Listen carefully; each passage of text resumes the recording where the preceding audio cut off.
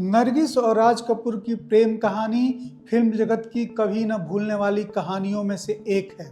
दोनों का प्यार अधूरा रह गया, लेकिन क्या आपको पता है ये दोनों का पहला प्यार नहीं था। जिस तरह इन दोनों का ये प्यार अधूरा रह गया, उसी तरह उनका पहला प्यार भी अधूरा रह गया था।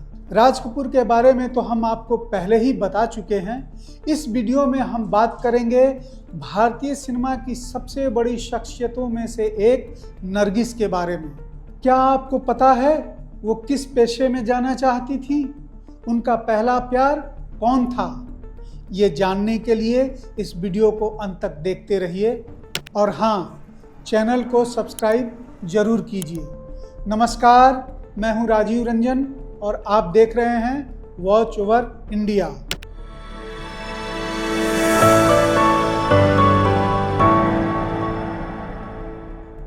उत्तम चंद मोहनचंद रावलपिंडी के एक रईस खानदान के चिराग थे। लंदन के एक मेडिकल कॉलेज में दाखिला पा चुके थे। जहाज में सीट भी बुक हो गई थी। रवाना होने से कुछ वक्त पहले वे कलकत्ता में मेडिकल के लिए जरूरी शुरुआती कोर्स करने चले गए। कलकत्ता पहुंचकर मोहन बाबू मेहनत से पढ़ने लगे और एक शाम दोस्तों के साथ नाच घर की एक महफिल में चले गए। नाच घर की महफिल में आवाज़ की लहरों में ऐसे डूबे कि अपनी हस्ती ही भूल गए। डॉक्टरी की पढ़ाई, जहाज की सीट, ब्राह्मण परिवार के संस्कार, सब उस तिलिस्म के अंधेरे में गर्त हो गए।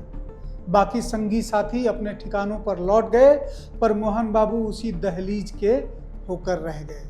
दिल्ली विश्वविद्यालय के दौलत राम कॉलेज की रिटायर्ड प्रोफेसर और प्रसिद्ध लेखिका डॉक्टर कानन झीनन ने फिल्म इंडस्ट्री की महिला सेलिब्रिटीज पर एक बहुत अच्छी किताब लिखी है।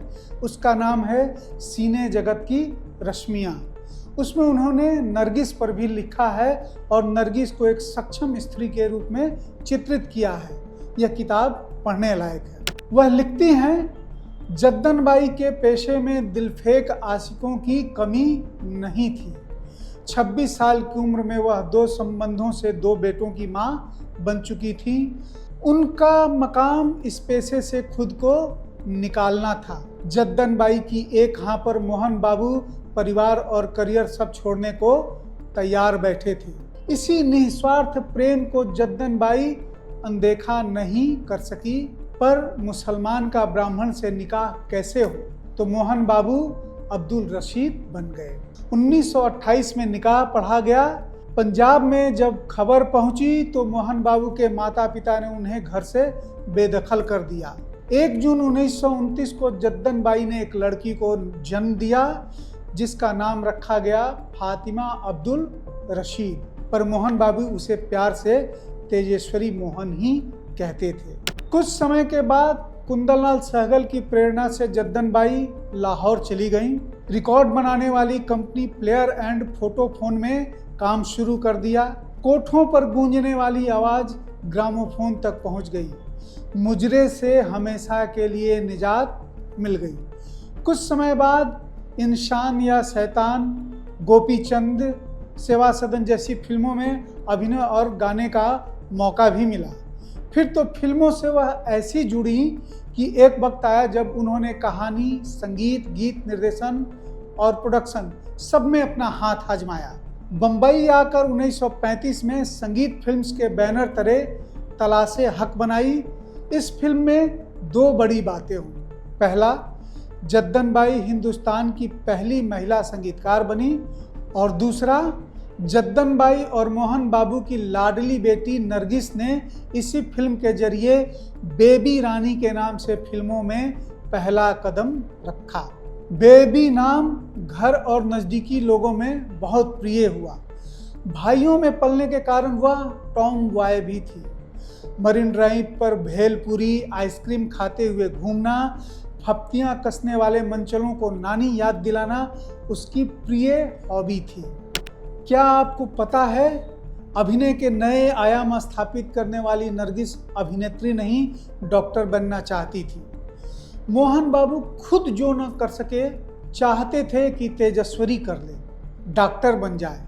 तेजस्वरी ने भी उनका सपना साकार करने का संकल्प ले लिया था, लेकिन जद्दन बाई मन ही मन उसे अभिनेत्री बनाना चाहती थी। प्रसिद्ध कहानीकार सादत हसन मंटो अपने संस्मरणों की किताब मीना बाजार में लिखते हैं, नरगिस ने ऐसे घराने में जन्म लिया था कि उसको येन केन प्रकारेण अभिनेत्री बनना ही था।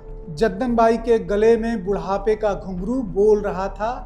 उनके 2 पुत्र थे, किंतु उनका सारा ध्यान और सारा प्रेम नरगिस पर ही केंद्रित था। उन्होंने जान मारकर उसकी परवरिश की और कांच के अत्यंत कोमल और छोटे छोटे कण को जोड़कर अपने सुनहरे स्वप्न को साकार किया। जद्दन बाई ने बेबी को अमानत खां साहब और लच्छू महाराज के पास गाना और नृत्य सीखने के लिए कई बार भेजा। बेबी की अरुचि और बहानों के सामने दोनों दिग्गज हार गए। जब बेबी रानी 14 साल की थी, उसके लिए फिल्म वाले बार बार प्रस्ताव लेकर आते। माँ सख्ती से मना कर देती, पर एक दिन एक बहुत बड़े निर्देशक ने स्क्रीन टेस्ट के लिए बेबी को स्टूडियो बुलाया और खुद उसके लिए घर पर आ गए। उनके रुतबे के सामने कोई मना नहीं कर पाया। वह शख्स थे महबूब खान। बेबी बहुत रोई। वह एक्ट्रेस नहीं बनना चाहती थी, पर जद्दन बाई के सामने किसी की कभी नहीं चली तो अब क्या चलती। उस फिल्म का नाम था तकदीर, जो 1943 में रिलीज हुई। खास बात यह थी कि जद्दन बाई ने शगुन के तौर पर उस समय की हीरोइन और महबूब की पत्नी सरदार अख्तर से नरगिस का पहला मेकअप करवाया था। मरीन ड्राइव पर बिना मतलब घूमने वाली टॉम बॉय एक भद्र महिला बन गई थी। उसका नया नामकरण हुआ, महबूब खान ने ही किया। फातिमा रशीद, तेजेश्वरी और बेबी रानी से अब वह नरगिस बन गई थी।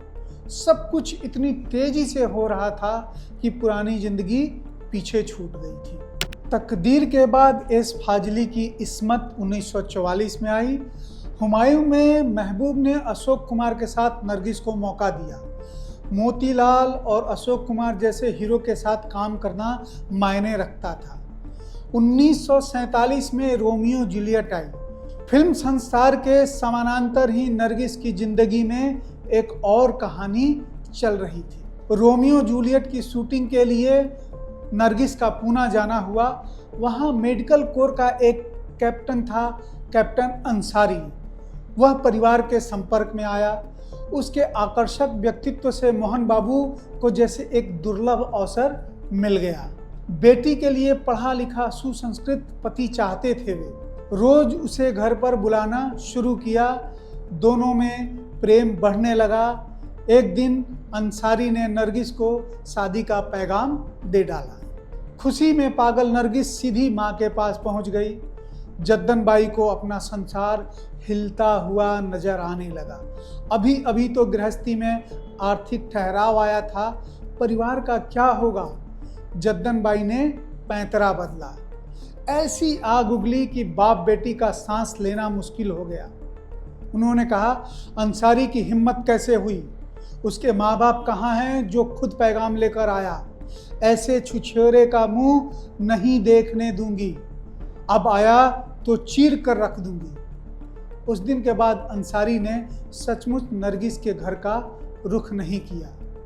पहले प्यार की टुटन से तड़पती रही नरगिस, पर मुंह नहीं खोला। एक बार छुपाकर अंसारी को चिट्ठी लिखी, चलो भाग चले, शादी कर लें। अंसारी का दिल बुझ चुका था। अब अकल बोल रही थी। उसने कहा, तुमसे माँ बाप को बहुत उम्मीदें हैं, तुम अल्हड़ हो। इस तरह भागकर मैं भी अपना भविष्य मिट्टी में नहीं मिलाना चाहता। फिल्मों में शोहरत और कामयाबी मिल रही थी, मित्रों की कमी नहीं थी। इस सब के बावजूद नरगिस अकेली थी। समय ने धीरे धीरे जख्मों को भर दिया। एक बार फिर दिल में प्यार ने करवट ली। प्रिंस पृथ्वी सिंह के बेटे होडसी से मुलाकात हुई। उसके वैभव ने जद्दन बाई को लुभाया। परिवारों का भी मिलना जुलना शुरू हो गया। कायदे से शादी का संदेश गया तो पृथ्वी सिंह ने चतुराई से धन्यवाद दिया और चुपचाप बेटे को पढ़ाई के बहाने बाहर भेज दिया। जद्दन बाई तिलमिला कर रह गई। अब नरगिस के मन में बैठ गया था कि गाने वाले की बेटी और अभिनेत्री से कोई शादी क्यों करेगा। फिर नरगिस के जीवन में राज कपूर आए। उनका प्रवेश बड़े नाटकीय रूप में हुआ। राज कपूर ने आग की शूटिंग के लिए फेमस स्टूडियो के बारे में पूछताछ की। पता चला जद्दन बाई रोमियो जूलियट की शूटिंग वहीं कर रही है। राज स्टूडियो पहुंचे तो पैकअप हो चुका था। वह जानना चाहते थे कि स्टूडियो में शूटिंग के लिए क्या क्या सुविधाएं हैं। वह मरीन ड्राइव पर जद्दन बाई के घर चले गए। दरवाज़ा खोला नरगिस ने। उसके हाथ बेसन से सने थे। सकपकाकर माथे पर आए बालों को ठीक किया तो वहां भी बेसन लग गया। जद्दन बाई तो नहीं मिली, लेकिन राज कपूर नरगिस की वो छवि को आंखों और दिल में सहेज कर ले गए।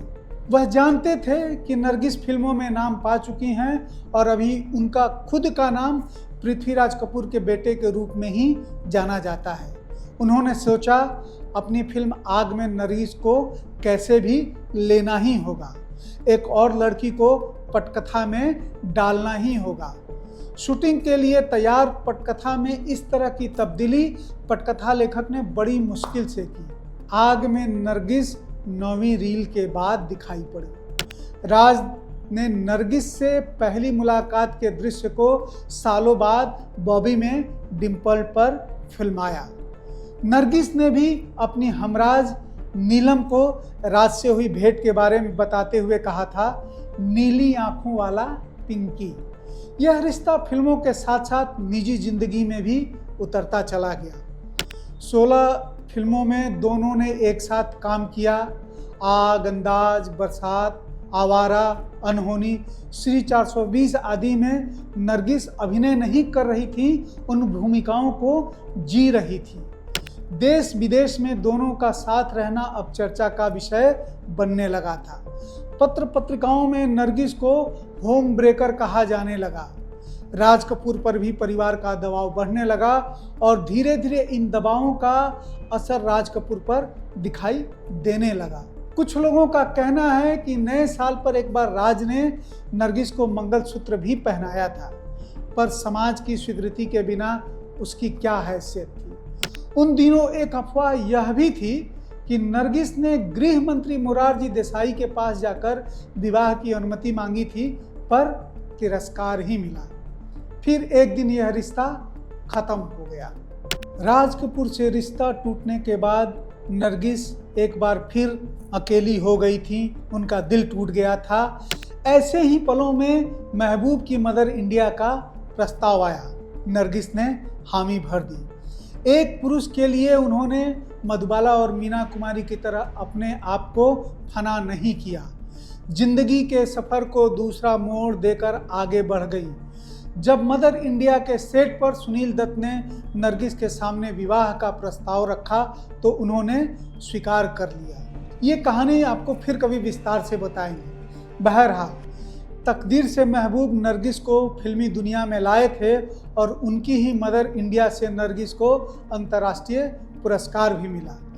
3 मई 1981 की सुबह 52 वर्ष की आयु में नरगिस इस दुनिया से चली गई। नरगिस, जद्दन बाई और जद्दन बाई की मां के बारे में फिर कभी आपको कुछ रोचक और अनसुनी कहानियां विस्तार से बताएंगे। इस वीडियो में बस इतना ही। और अगर आपको इंटरेस्टिंग स्टोरीज, फैक्ट्स और खुलासे कुछ ही सेकंड में देखने हैं तो हमारे दूसरे चैनल WOI फ्लैश पर जा सकते हैं। नमस्कार।